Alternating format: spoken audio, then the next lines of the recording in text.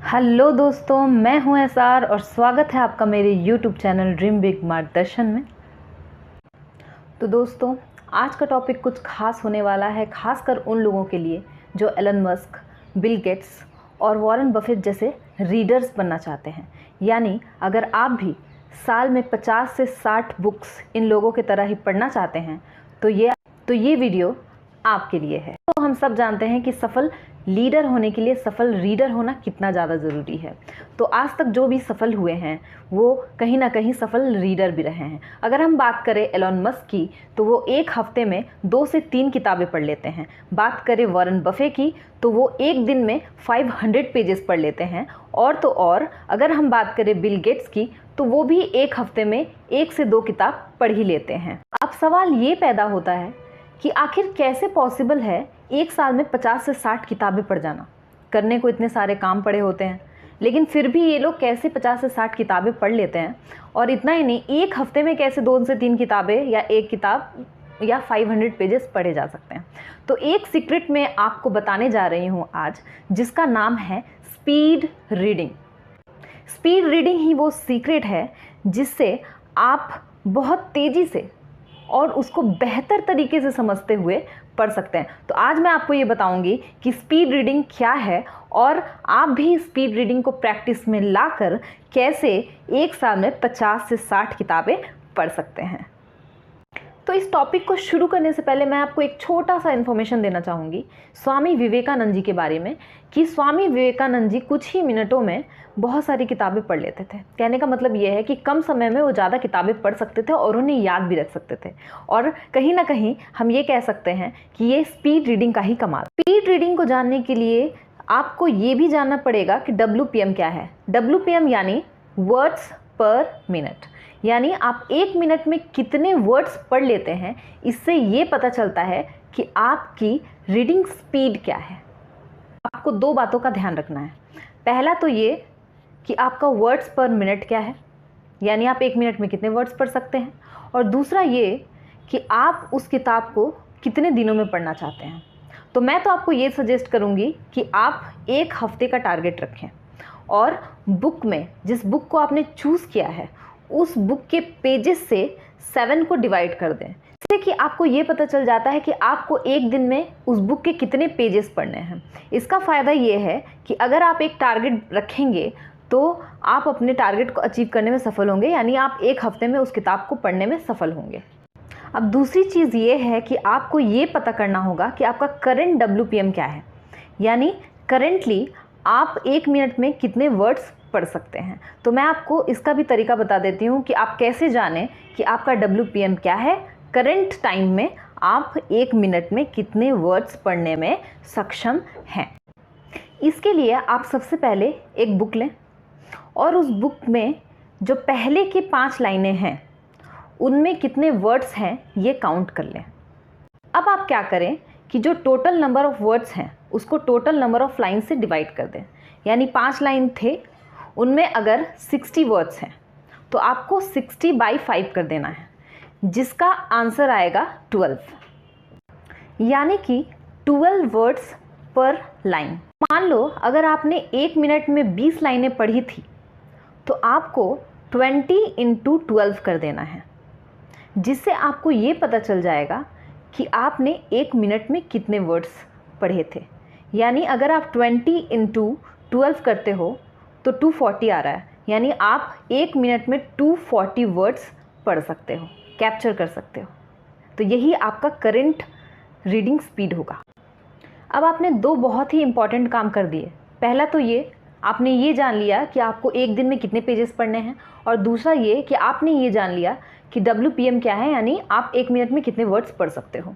तो इस तरह से अगर आप ये जानते हो कि करेंटली आप कितने वर्ड्स पढ़ रहे हो एक मिनट में, तो आपको ये टारगेट करना है कि मैं कितने वर्ड्स पढ़ना चाहता हूँ या पढ़ना चाहती हूँ। सबसे पहले दोस्तों कि हम जो स्पीड रीडिंग करते हैं उसमें 2 पॉइंट्स बहुत ही महत्वपूर्ण होते हैं, बहुत इंपॉर्टेंट होते हैं। पहला तो ये कि हमारा फोकस कितना शार्प है, और दूसरा ये कि प्रैक्टिस। यानी स्पीड रीडिंग क्या है, तो हम 2 चीज़ों से ही, 2 पॉइंट्स से ही इसको अचीव कर सकते हैं। कि आप कितना फोकस करके पढ़ पाते हो, क्योंकि बिना फोकस के आप स्पीड रीडिंग का टारगेट अचीव नहीं कर सकते। अगर आप भटक रहे हो, अगर आप डिस्ट्रैक्ट हो रहे हो, आपका ध्यान इधर उधर जा रहा है, तो ये बहुत ही मुश्किल है कि आप बहुत ही स्पीड में रीड कर पाओ। इस बात से आप अग्री करते होगे। और दूसरी बात यह है कि किसी भी चीज़ को सीखने के लिए टाइम लगता है। ऐसा नहीं है कि आपने कोई काम स्टार्ट किया या कुछ भी नया स्टार्ट किया और आप एकदम से सीख गए। तो इसके लिए आपको प्रैक्टिस करनी पड़ेगी।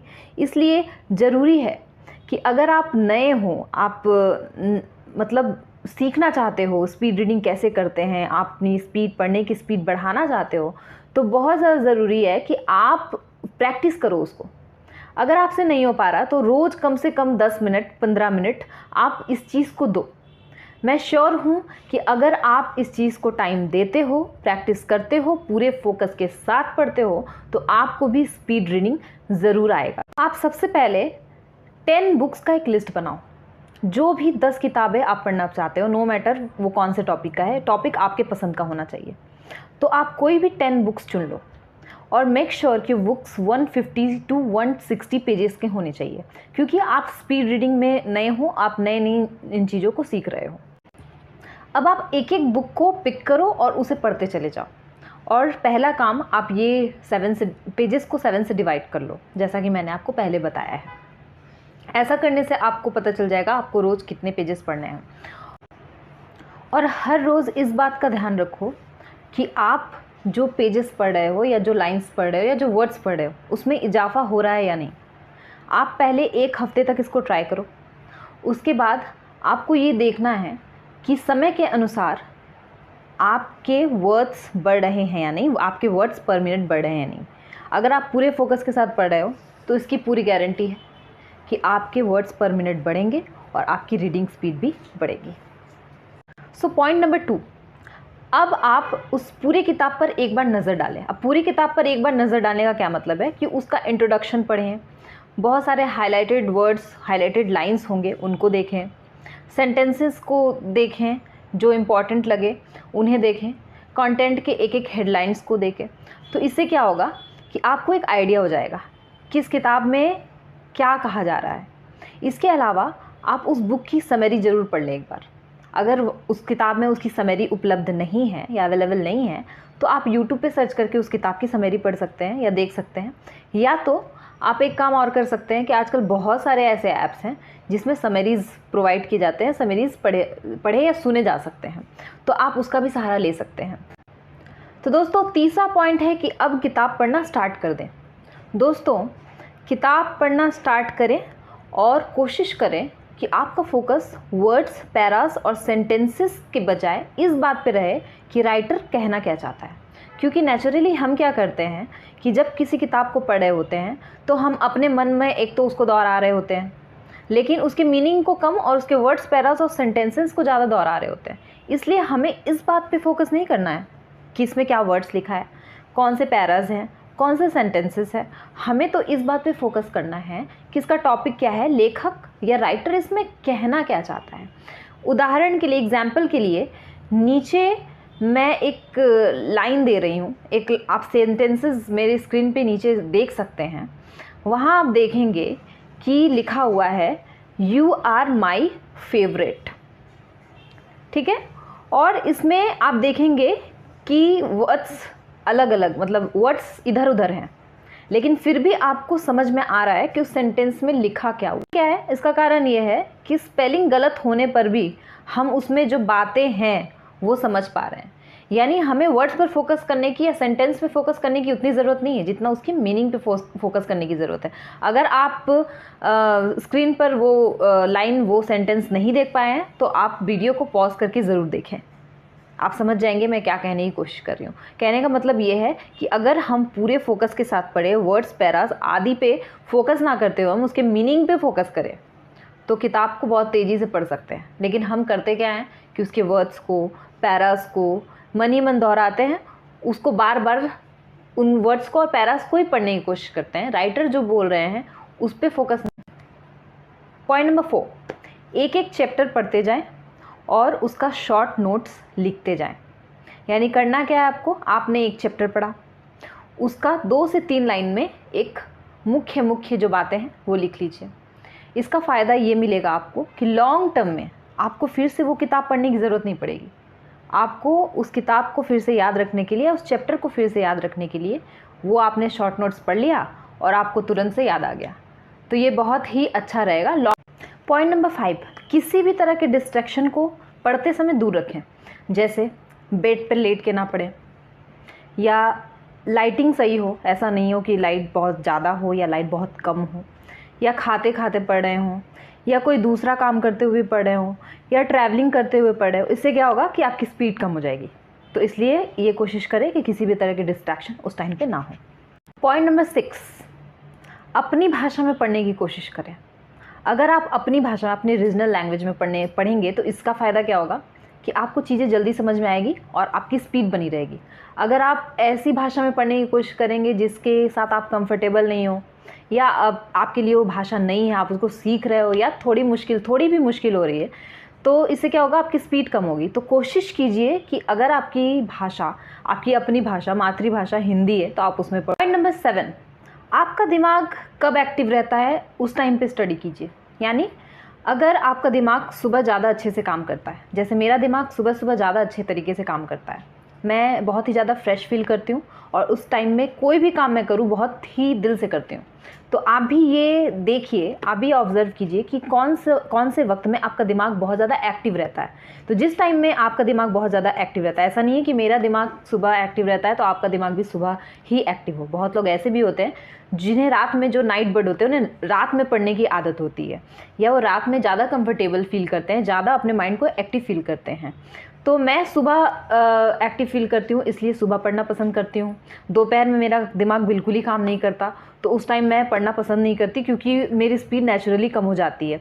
तो आप इस बात का पूरा ध्यान रखें कि आप समझने की कोशिश करें, ऑब्ज़र्व करें कि किस टाइम में आपका दिमाग बहुत ज़्यादा एक्टिव रहता है।